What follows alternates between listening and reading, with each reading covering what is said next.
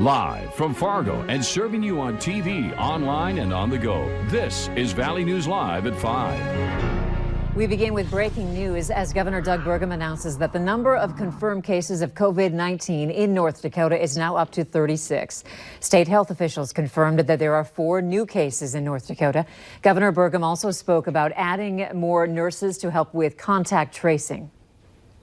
We're in the process of adding 10 to 25 more nurses to that are being trained today. So again, the goal here with the more aggressive contact tracing to try to make sure we can isolate those folks that have the highest amount of risk. So far, over 1,600 North Dakotans have been tested for COVID-19. 131 people are currently being monitored for symptoms. Again, state health officials have confirmed 36 positive cases in North Dakota. And currently there are 7 people who are now hospitalized. South Dakota Governor Kristi Noem has recommended all South Dakota public schools remain closed to students until May 1st amid the ongoing coronavirus outbreak. For more information on schools and closings and a full list of online services for North Dakota residents, you can head to our VNL News app.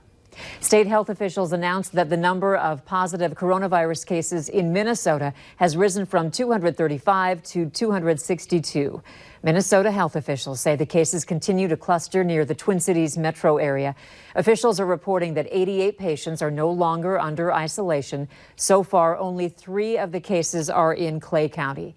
Again, in Minnesota, currently 262 positive cases. Over 5,000 people have been tested. Officials say a total of 15 people have been hospitalized there due to COVID-19.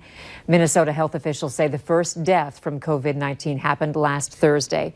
Governor Tim Walz also signed 3 executive orders to suspend evictions, support small businesses, and address hospital equipment shortages.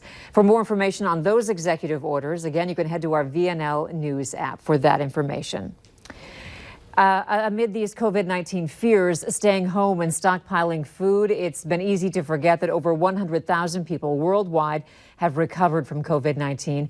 One of the people who's been impacted is a North Dakota woman. Although she's not out of the woods, she has a message that she wants to share with you. Valley News Team's Kelly Hubbard has her story. I didn't even really know what was going on. I had a different doctor's appointment. 21-year-old Alicia Rich from Bismarck, North Dakota has been in quarantine with COVID-19 for nearly a week. That morning I'd woken up with a little bit of a sore throat and a stuffed up nose, but I really just thought it was allergies. My family and I had been concerned about, working at the airport, but there really is no way of knowing where I got it from. Nobody else at the airport has tested positive, so it's most likely from somewhere else. Alicia wants everyone to know they're not invincible. I mean, it was also just really hard to not be able to talk about it and then see people continue to just live their lives and act like nothing was going on. People my age really thinking that, oh, well, I'm young, I'm healthy, I'm not going to get it. And it was hard to not say, like, no, you can get it, like, look at me, I'm miserable. So many people aren't following the guidelines and all that kind of stuff, and it's scary to think that, they could be spreading it around and not even knowing. Anyone can get it, and my biggest fear when I found out was, who have I spread this to, and how long have I had this? And for now, Alicia says she's waiting around. She says she has to be without a fever and medication for 3 days. Not only am I quarantined to this apartment, I'm kind of quarantined to my room just because I don't want, to risk my parents getting it. In Fargo, Kelly Hubbard, Valley News Live. For updates on Alicia's journey, you can visit our Valley News Live news app. We cannot quite shake the gloomy weather today, can we? Although some of us were lucky enough to see a little bit of sunshine. And we've got some changes coming in the next few days. Let's find out about that with Hutch in the First Alert Storm Team Center. Hutch? Thanks so much, Andrea. It is a soupy day for many of us across the valley. Take a look at this. First and foremost, that visibility reduced in Grand Forks to a half of a mile in Cooperstown, and just over that in Valley City. So the low clouds, the fog, the mist and drizzle making its way through. No one is seeing really significant precipitation from this system, but we do have some changes that will take place overnight. It is windier out to the west, where westerly winds are gusting over 30 miles per hour. For us, we're from the south, and therefore temperatures are mild, 41 in Fargo. Look at Jamestown, 50 there. Warm that up about 10 degrees in Bismarck as spring is in full swing. Out to the west. For us, soupy conditions, clouds, and a light breeze as temperatures will slip back into the mid-30s tonight as we head to bed in Fargo. In Grand Forks, low 30s. Look at the haze and fog and mist taking place there. Your hour-by-hour forecast shows the coldest day of the week is ahead. I'll have details on that and the warm-up behind it here in a minute or two. All right. Thanks, Hutch. Police are alerting the community to a high-risk sex offender who's moving into a Fargo neighborhood. And this man was convicted of going into a random woman's house and cutting her before sexually assaulting her. 57-year-old Ronald Thompson was convicted in Bismarck in 1992. He's now living at 734 College Street North. That's close to NDSU. Police say Thompson dragged his victim out of the shower before assaulting her. He is considered a high-risk offender. Authorities in Bemidji are asking for the public's help in locating a missing 16-year-old. Joshua Kingbird Jr. was last seen near the Country Kitchen Tuesday evening around 5:30. Kingbird is about 5'10", 140 pounds, with brown eyes and dark hair. Joshua was last seen wearing a white shirt with red stripes, black skinny jeans, and red shoes. Bemidji police did not provide us with a picture. If anyone has any information about him, you can call your local law enforcement. One man is dead after authorities found his body in a house that caught fire near Bagley, Minnesota. Authorities were called to the home last night, 9 miles south of Bagley. When crews arrived, they saw heavy smoke coming from the home. After the fire was put out, they found 63-year-old Gerald LaPlante dead inside. It's not known at this time if he died from the fire or before. The fire marshal is investigating. A U.S. soldier and Moorhead native was found dead in her barracks at Camp Humphreys in South Korea. Officials say Private First Class Marissa Jo Gloria was pronounced dead at the scene by emergency medical personnel on Saturday after she was found unresponsive. An official has ruled out coronavirus as the cause of death. Gloria joined the Army from Fargo in January of 2019. She was assigned to the Sustainment Brigade after completing training at Fort Leonard Wood in Missouri and arrived at Camp Humphreys last April. With the CDC's new guidelines for group gatherings, couples tying the knot this spring are taking a hard hit. Valley News Team's Bailey Hurley talked with one couple and a wedding venue today who say they're still saying "I do" and maybe even twice. The big day is set to happen here at the Pines in just a little over a month. Literally like 2 weeks ago, I'm like, I think I have everything done. Like, I'm good. I'm all set. And now it's just like, gone.